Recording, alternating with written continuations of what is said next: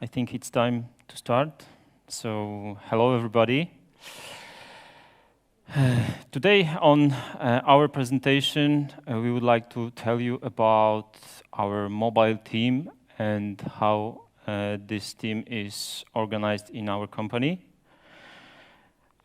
Before we switch to the main topic, a couple words about myself and my colleague who will be my co-speaker here. So my name is Michał Ćwikliński. I'm Android lead developer in our company, which is Grand Parade. And my colleague here, name is Kamil Burczyk, and he's an iOS lead developer.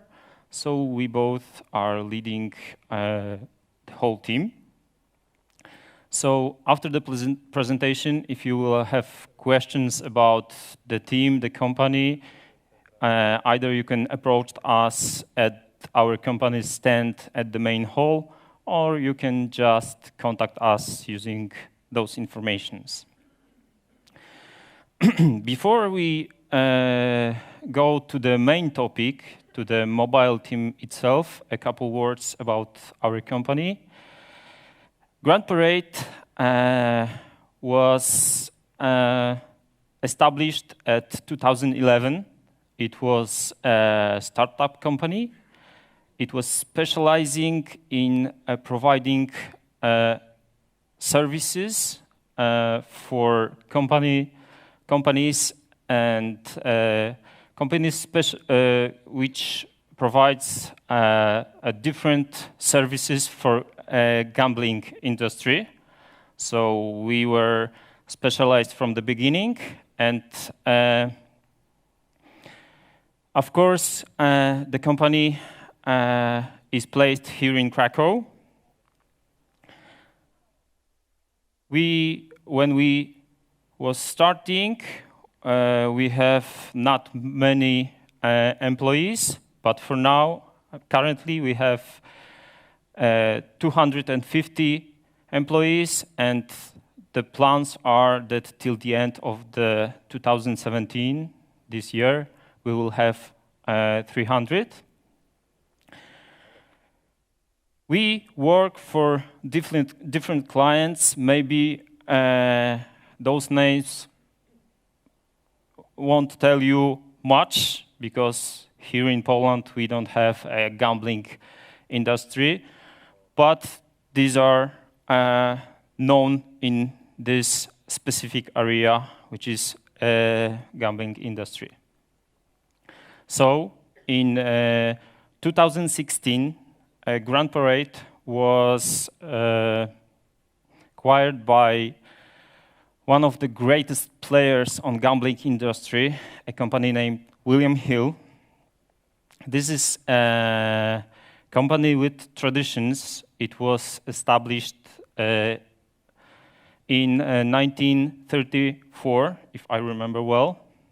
Now, this is the major player on British gambling market.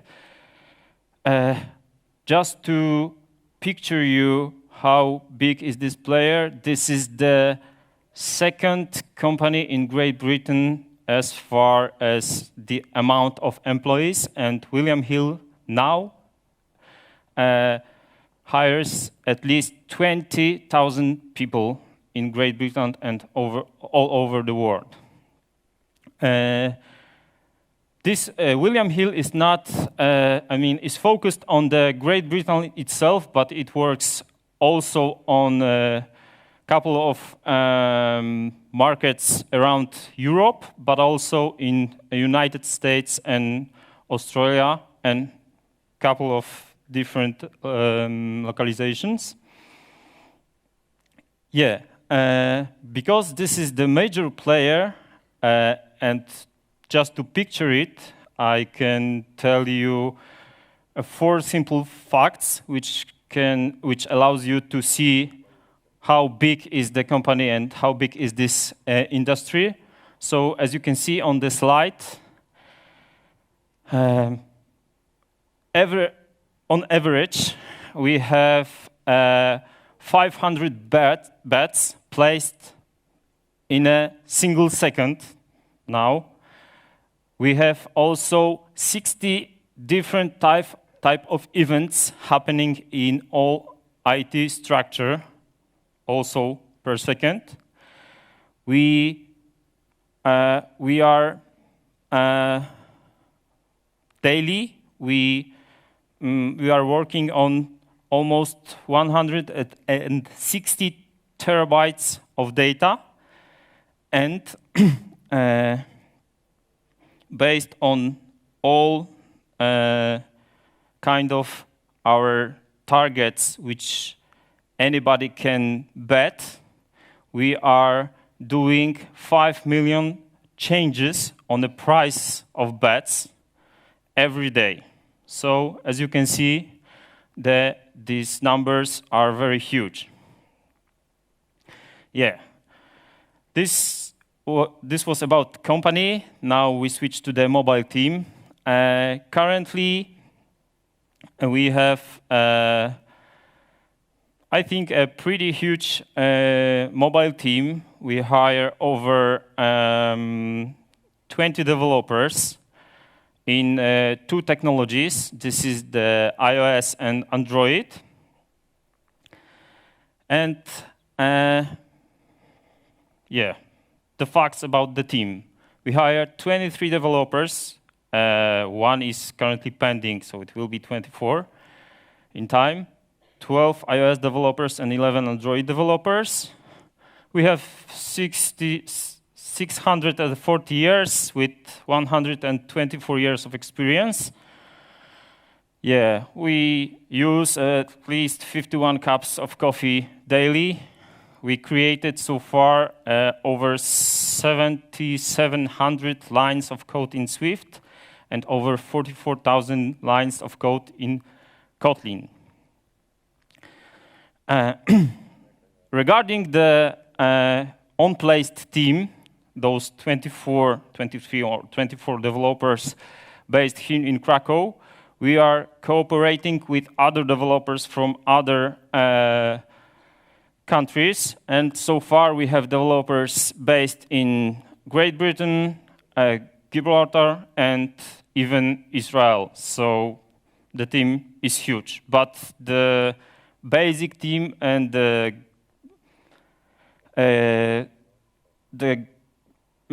core team is based here in Krakow. Yeah, but now let's switch to the team standards, just to show you how we work. Yeah, regarding the tools we are using, of course we have some standards, and every new and currently hired developers have to adapt to those standards. So regarding the tools we are using, we are trying to use the newest tools which are available on the market. So for iOS, we are using the newest Xcode. For Android, we are using the newest stable Android Studio. We are using proper tools for static code analysis, proper tools for build environment. We also have standards for creating and applying unit tests.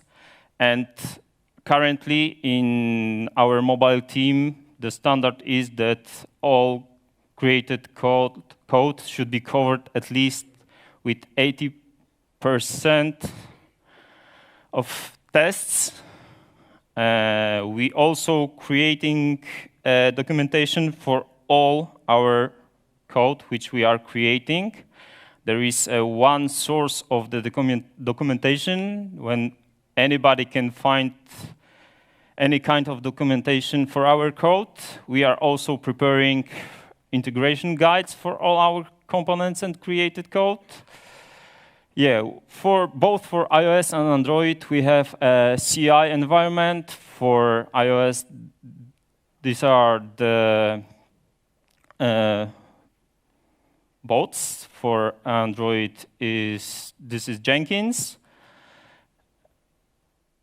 What we are trying to achieve, and we will be elaborating on this a little more later, we are preparing a public API in a way that it is almost the same on both technologies, but my colleague will be elaborating on this a little later. And what we are trying to achieve is we are trying to avoid dependencies. Because in the products we are creating, in the applications we are creating, we are reusing, I think I can say a huge amount of code. And what we are trying to do, we are trying to prepare the components we are reusing in a way that they have, in the best case scenario, no dependencies or as less as possible. Yeah. What we are creating. Currently, we are working on 25 mobile applications. Most of them, or maybe not most of them, but the major ones, the major applications are written in Kotlin and Swift. And even with this on production, our apps, maybe not all of them, but majority of them, are currently placed on App Store and Google Play. But some of them are standalone, so they are just placed on the websites. And this is caused by the regulation for gambling industry. Yeah, and we have in our mobile team, we have a core team, which is working on core libraries. This is in our case, this is called a mobile SDK. And Kamil will also elaborate on this a little more. Yeah, and the thing that I mentioned before, we have the applications which are written both in Swift and Kotlin, and they are on production at least 3 or 4 months for now. So,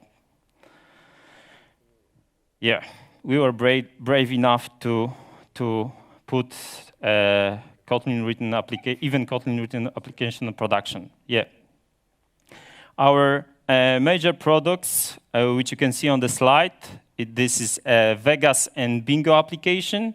Vegas application, this is application for games. Bingo, the name speaks for itself. So as you can see, these are both applications are prepared for Android and iOS. And I will show you just a glimpse of how the application works. Yeah, as you can see, this is, of course, native application. As you can see, it's very colorful. So, yeah, even if you would like to try how this works for iOS, it shouldn't be a problem. But for Android, we have the Vegas application on Google Play Store. But currently, gambling applications are forbidden in a couple of countries. And among these countries are Poland. So you won't be able to see it. OK, now we switch to mobile SDK. So I will pass the voice to Kamil.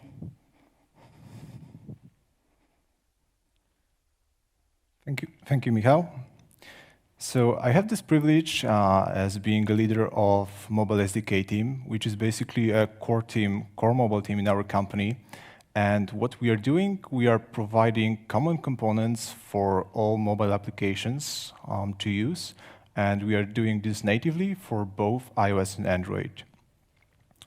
So let's maybe look at the code. Don't worry, even if you're not programmers. Let's just analyze it a bit. So as we are a pretty new team, we started a couple of months ago. We have this good opportunity to basically start from scratch. And as we already had working code in both Swift and Kotlin in production, we decided that we will go full in and we will develop our components in these 2 languages. And one of our goals that we wanted to check, because we didn't know if it may happen, was to check if we can develop both components for both platforms in a very similar way, using some common architecture. And this is one of the examples that we have right now among our components. It's very simple, it's Logger, but it will just show you the basic idea. So even if we have classes for Swift and Kotlin, they look really similar. So we try to expose the same public API for components in different languages, but to some extent, when it makes sense, we follow this pattern. But when there is something platform-specific, like, for example, abbreviations on Android part, they have only one letters for logs, and it's what is natural for this platform. On the other hand, for Swift, we've got more verbose versions, and it's fine for us. But in general, in terms of public API, we try to keep things common, which helps us in many ways.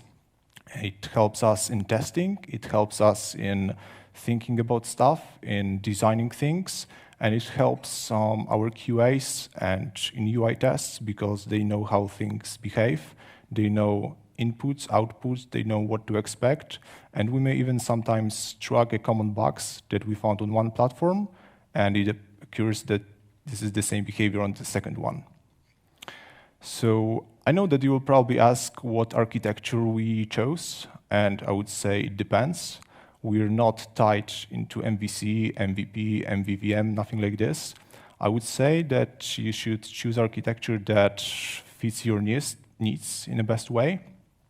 So let's analyze one of the components that we are providing. Is just a header that is used in every mobile application right now.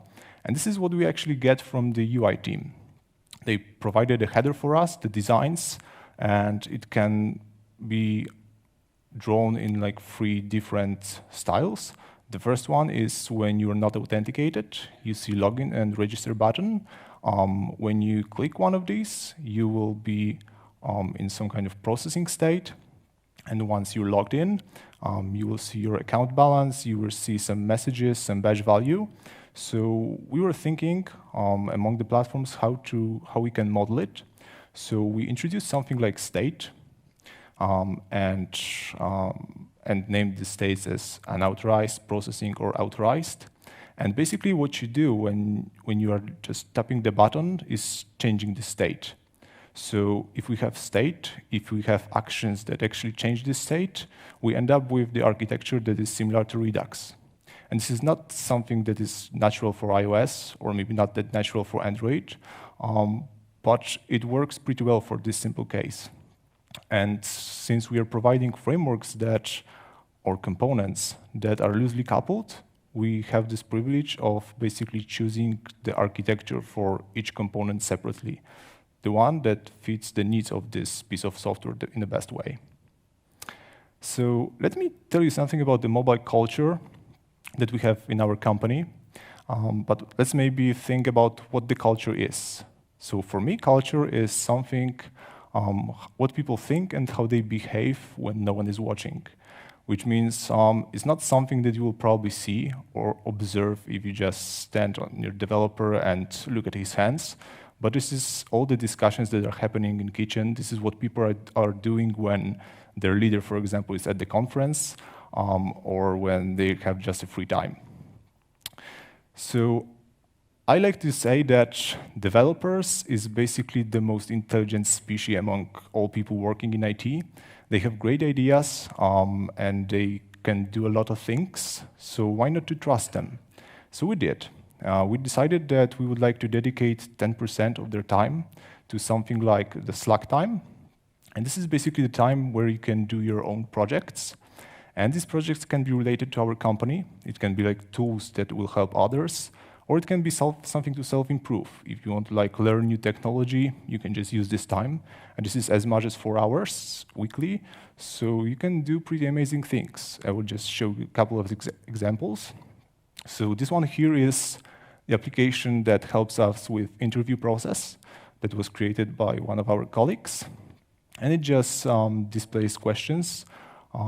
Questions, answers, it takes data from Google Spreadsheets, so it's easy configured. You can easily add new technology, add new questions, and there is a big chance that if you ever attend our interview, it will be used there. Some of us, even from mobile developers, try to learn new technologies like web development, and one of our colleagues created betting application that we can use inside our company, because we, of course, have a lot of sport fans. And what it allows you to bet on matches is, of course, internally. So you can just select your favorite team and place a bet on it. We have also some crazy ideas and very hard ideas. So this may look like a cube to you, but it's actually animating, and it's also interactive. So you can drag your finger and it will rotate with it. But what's the most interesting is a cross-platform 3D engine for both Android and iOS. So the code is actually written in C++. It uses Objective-C++ on iOS and NDK bindings on Android. And it's the single code base that works on both platforms. And this project actually is something that started as the Slacktime project, and then it turned into splash screen of one of the apps that we are currently shipping. We've also got some hackers in our team that, for example, try to use some private APIs of GPS tracking providers. And one of these guys just wanted to draw all the routes he traveled on his bike and to show them on a single map without API. So there was a lot of engineering, a lot of checking things in Charles in firewalls to see how things work. And he actually succeeded, and this is his work.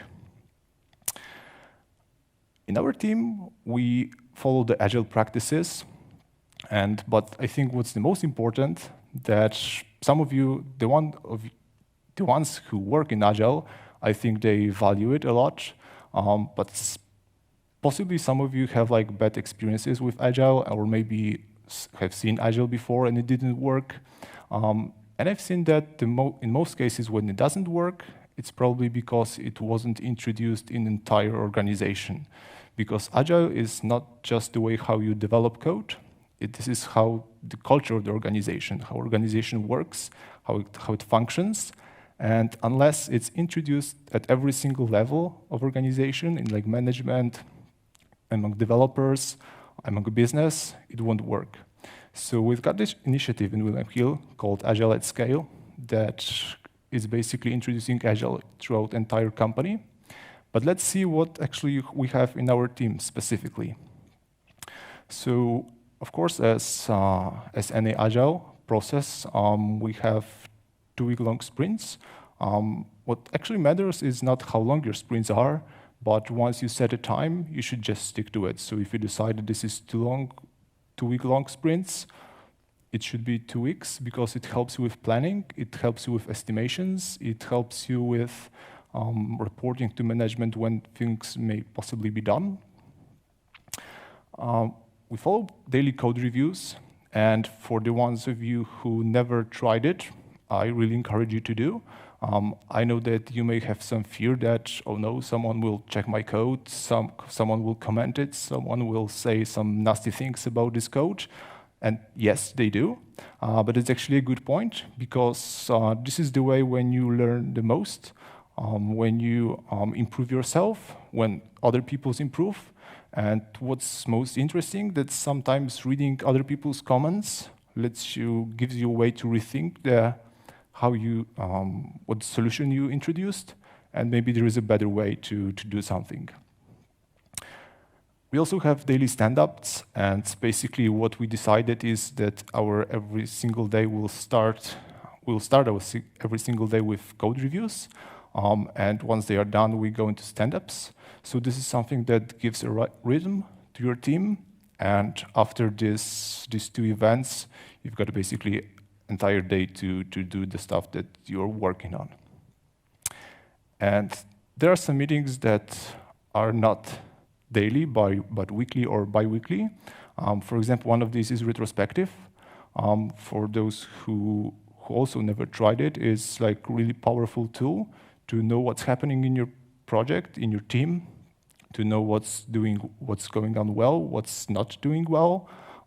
And even if you think that everything's fine, everyone is happy, the project is doing really, really great, from my experience, I've never seen retrospective when there was no pros or no cons. There is always something that we can improve. There are always some blockers, and there's always something that we can do better. And this retrospective is for the team. So it's not for management, it's for you guys to just keep the process better, keep it going. For the team, in order to know what to do, it's good to have grooming and planning sessions. So if you have a backlog of tasks, all developers should know what's inside it. So it should be extensive, and you should pay attention to it. So you can invite product owner, business analyst to this, and just make sure that once you have the task that you should develop, you've got no blockers. You know what's the UI for this task. Do you have any dependencies? Do you have data source? Once it gets to development stage, it should be ready for the developer to be finished. And of course, the artifacts. So we assume that our every sprint will end up with either demo or published artifact. So it can be either like working version of the application, or it can be just a new framework that we were developing and we are just pushing new features. Another initiative that we have is Mobile Tech Talks. So we basically gather our mobile developers bi-weekly and give them a moment where they can present something, some ideas they were working on. So some people present something related to their Slack projects. Some of them present something about new technology that they wanted to try or they tried in the previous company. So as you can see, we had lots of them. So you can easily learn things about core data, about databases in general, but even like new topics like Core ML, Swift backends, or stuff like this. And it's open for both platforms, of course, but also for other people in the company, so they can easily join and see what's going on in mobile team. What works well in our team, and we went even one step further, we introduced like pair programming and code review sessions between iOS and Android, because we decided that since we have, or at least try to have, common architecture, why not let people review their code, even between platforms? So it helps you learn. You can see new patterns. You can decide on common interfaces and sometimes adjust a bit. So it's like you have different point of view. And in the end, we try to bring business value over like fighting wars between Android and iOS, which things sometimes happen. Of course, we're open to the community. Sometimes we're speaker at conferences, but we also attend them. So either it's like Mobilization, Mobiconf, Realm World Tour, or Google Developers Day. There's a big chance that you will meet some of our team members there. So just come and say hi. And I'm no specialist, but I can give you some tips about building a new team. It's like both for managers or leaders, but also for developers who sometimes take part in like interview and would like to know would like to decide whether this candidate is a good fit for the team. So the first one would be to optimize long term. From my experience, it's very easy to hire someone, especially if this person is technically good, but it's hard to fire someone if he's like underperforming or he's not a good fit for the team. So even if you have like a hard time because you don't deliver the product or something and you want to hire someone quickly, just pay attention to whether this person is a good fit for the team, whether he will do what he or she is doing, and whether he will be pleased and your team will be pleased, because once he's in a team, it's probably harder to do something if it's not a good fit. If you're hiring someone, don't be afraid of hiring people better than you, and don't be afraid of working with people better than you. From management perspective, the more you engage yourself into management stuff, the less time you will have for coding, so it's normal that there will be people better and better.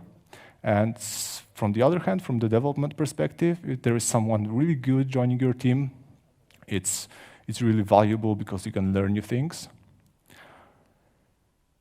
Just accept that the bigger and bigger organization grows, you won't have time to coding all the time, and this is normal. Sometimes try to think about what's the biggest value for the team, and the fact that you will help someone, that you will attend the meeting, for example, like the grooming session, and you will explain something to other teams, or you will do pair programming, is more valuable than you sitting on your desks for 8 hours and coding. What also worked well in our team is that we created standards. We set up them before we even started working, so it was like a sprint zero. So we decided on, and by standards, I mean how we write code, how our CI process looks like, how we commit to Git, whether we use Git flow or something else, how we publish artifacts when we do this. Because when you start working on a real project, there will be always deadlines. There will be something that needed to be done for yesterday. And if you don't have the process in place, you will just probably never find time to adopt one. For us, it also works well to cooperate between platforms. As I said, if you are doing the same basically on both Android and iOS, try to sit together sometimes and talk about common solutions, talk about common patterns, common design tricks. It may really help you. If you are in a team, try to follow a leader, someone that you can follow, not a boss who always tells you just to do things and do it quick. And share your knowledge, as we do. Either it's like in your team, either it's like only with your like best friend that sits next to you. Is it like a conference that you have in your company, or like here, just do it because it just pays off. And of course, we are all people. So the most important thing is, for me, with a team, if people are saying that what matters is not how much you pay, what matters is not what projects I'm doing, the most thing about working in this or the other company is the people who are here in my team. And if people say this, I think it's like really, really touching, and so you should just integrate with them and pay attention to them. And once you have everything sorted, you can bet on this team, and they will do great stuff together. One more thing is that outside we've got a small contest. We've got 2 tasks in Swift and Kotlin. So if you want to take part in it, please do. There is a valuable prize if you complete our tasks properly.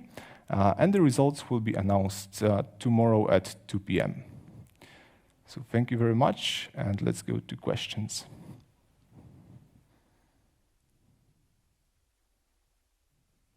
No questions.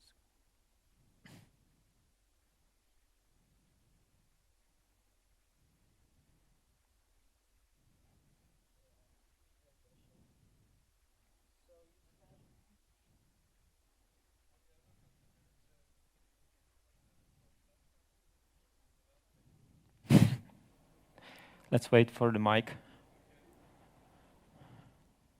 Thanks.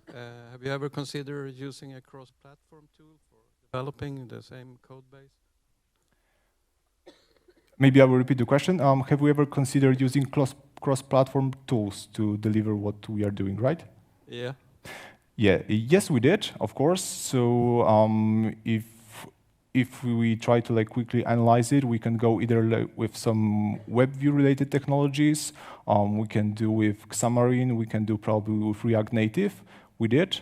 But what we are focusing right now is that we decided that with as core components as we are providing, the logger was just an example, but let's say about networking, let's say about common UI components like header or footer or some kind of menu or general application structure. We want them really to perform well, and we are just aiming at the full speed and at like the best user experience that we can. To be honest, some of the William Hill applications are not fully native, and they are using some web technologies inside. But from our perspective, we just don't want force developers of these applications to do that. And what we can do is that we provide the best things that we can and allow them to adopt them and build on top of it.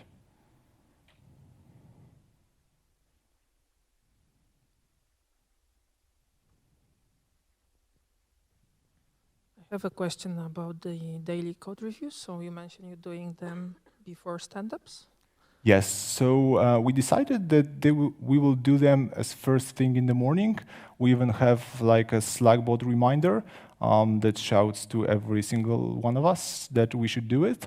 And this is like our tradition that you go to work, you make a coffee, you do code reviews, because we decided that moving things forward, like reviewing the code and merging it to develop, as in Git flow, is actually more important than working on the stuff that you are working on right now.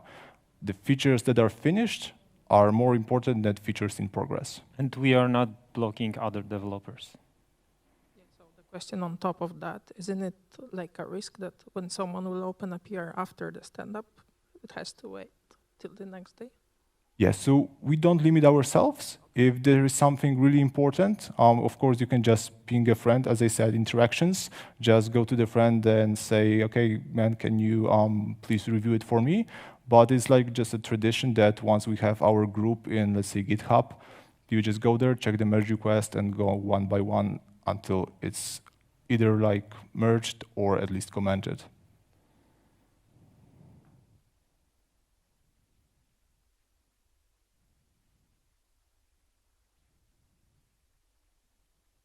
Okay, if no more questions, then thank you very much.